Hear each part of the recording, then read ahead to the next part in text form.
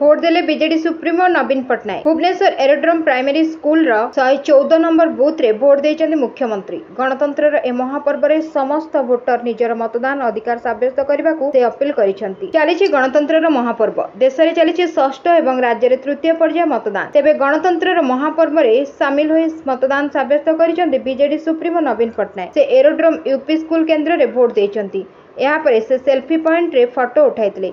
ए अवसर में मुख्यमंत्री कहते जे बीजेडी उभय विधानसभा और लोकसभा आसन में विपुल विजय होब बोली आशा करुछु। प्रभु जगन्नाथ एवं ओडिशावासी आशीर्वाद रे पुणी थरे बिजु जनता दल एक स्थिर सरकार दब। मुख्यमंत्री को देखा उपस्थित भोटर मध्य प्रबल उत्साह देखा मिलता बेले से सेल्फी भी नहीं। गणतंत्र ए महापर्व रे समस्त भोटर निज मतदान अधिकार साब्यस्त करने को से अपील करिसेंती। खास करी युवा भोटर माने भोट देबाकू आगे आसबाकू से आह्वान देइछंती। I request all voters, especially the young voters, to come out and vote and express their democratic franchise.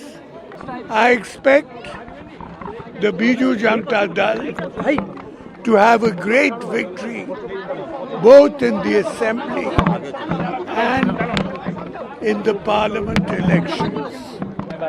We will form a very stable government in the state again because of the people of the state's blessings and the blessings of Lord Jagannath. Bureau Report, Ekamna News Agency.